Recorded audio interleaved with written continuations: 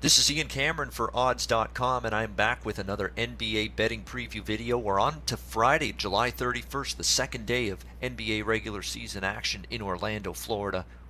Walt Disney World Sports Complex is where this is taking place. Brooklyn Nets, Orlando Magic, the first game taking place on Friday, as you see at the bottom of the screen on the ticker on this video. We've got the odds for you, and of course, we've got the odds all the time at odds.com. Make sure you're checking out odds.com on a daily basis. Terrific video content from a sports betting standpoint, great articles from a variety of handicappers, bettors, and experts in their respective sports and fields, and it's all designed to help you pile up the profits. Odds.com. Make sure you're checking out the website, and also make sure you're viewing all the great content on the Odds HQ YouTube channel every day as well.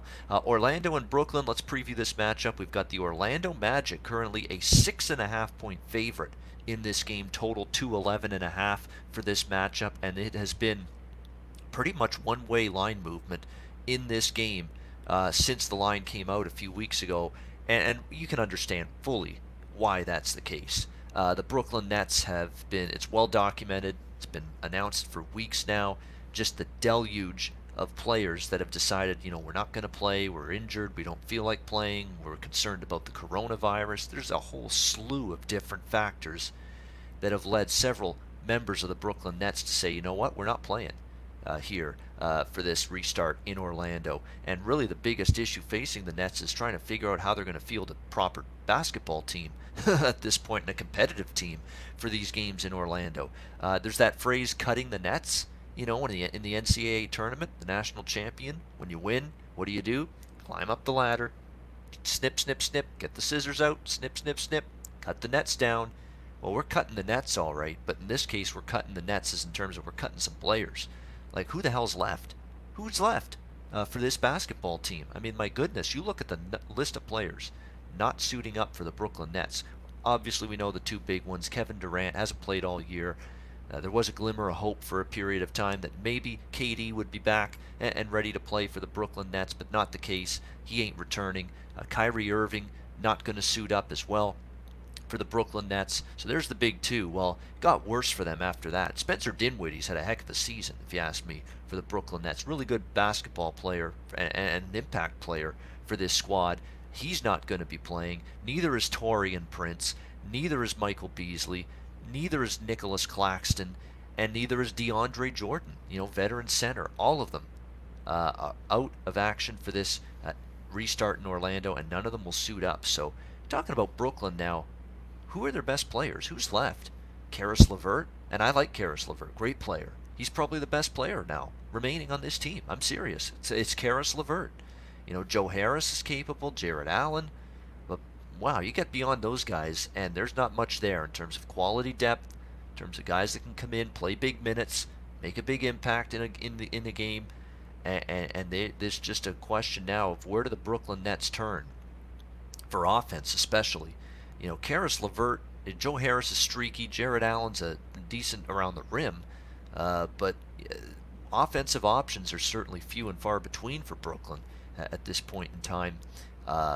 Just the absolute number of absences, you can't help but worry it's going to absolutely take its toll on this team and their ability to perform. And if they start struggling with all these guys out and losing one game after another, it's going to get to the point for Brooklyn where it's like, is it even worth it anymore to be here?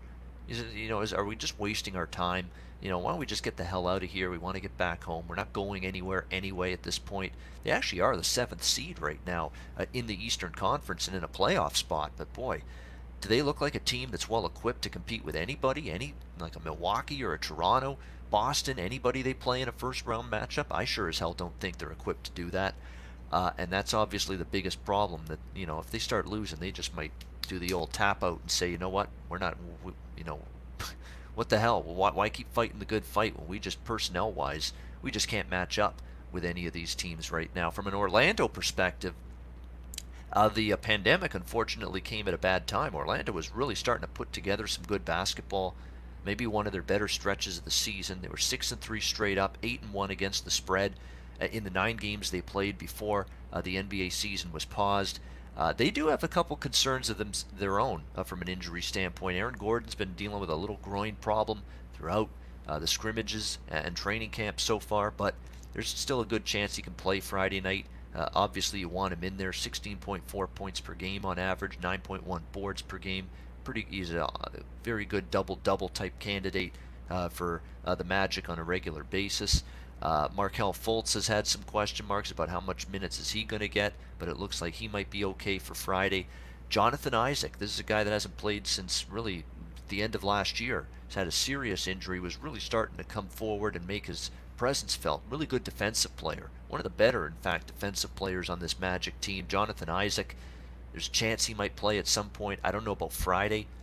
Steve Clifford, the head coach of the Magic, was talking about monitoring his minutes, putting him on a minutes restriction, just trying to let him get comfortable again. So that's definitely, a situation you want to monitor in terms of Jonathan Isaac, and not only when he's going to return, but how many minutes is the plan for him to be playing as of right now. Orlando is one of those teams that offensively it's not always smooth for them. That's putting it mildly. They really rely on Terrence Ross, Evan Fournier, Aaron Gordon, as I mentioned, and of course starting center Nikolai Vucevic. That's where a lot of their points come from. There's not as much scoring depth on this team than other squads. They do play solid defense for a team that's 7th seed in the East, actually a below 500 record on the season, 30-35 straight up. You would think not really a good defensive team when you've got that kind of mediocre below 500 record. They're actually a decent defensive team, not an elite defensive team, but they are a better team at the defensive end than the offensive end. In fact, the Magic are 4th in the NBA, fewest points per game allowed.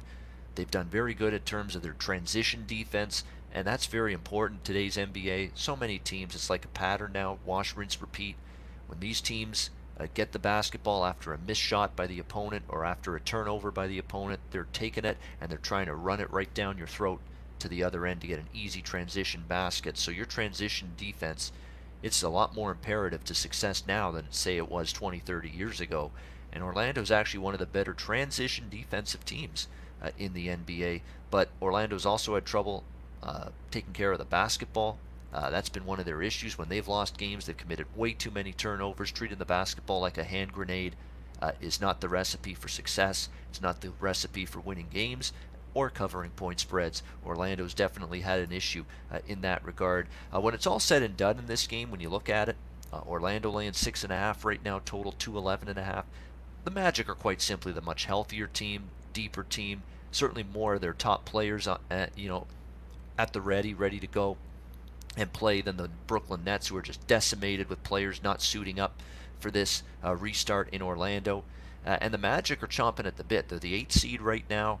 They can move up to the 7th seed past Brooklyn. They've got a damn good chance to do that because I think Orlando's going to win a lot more games in these 8 regular season games that are going to take place than Brooklyn. So they have a good chance to overtake the Nets for the 7th seed. And what that means is you would avoid the Milwaukee Bucks in the first round. Not that the Toronto Raptors, who might end up being the number 2 seed, is a picnic by any stretch of the imagination. In fact, you could get a series just as difficult playing that Raptors team, or the Celtics for that matter, if Boston's able to move up to the number 2 seed. But nevertheless, you still would want to avoid Giannis Antetokounmpo and the Bucks if you absolutely could.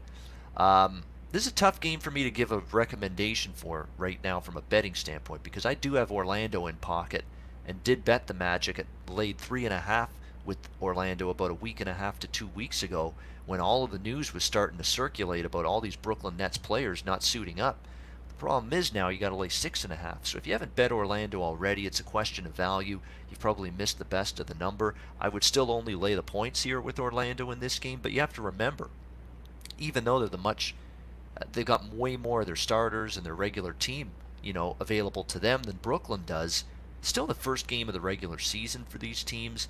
You're just never quite sure if everything's going to be fluid, if the cohesiveness is going to be there right away. So that's why I'm still a little leery now of laying 6.5 when you could have had Orlando -3 or 3.5 a few weeks ago. But I would still only look to Orlando in this game. Very difficult, even at the inflated number, to back the Brooklyn Nets with just how decimated they are from a personnel standpoint. In terms of the total in this game, I lean under the total. I'm not going to bet the total. I think it's in a good spot, 211.5, but I'd lean under.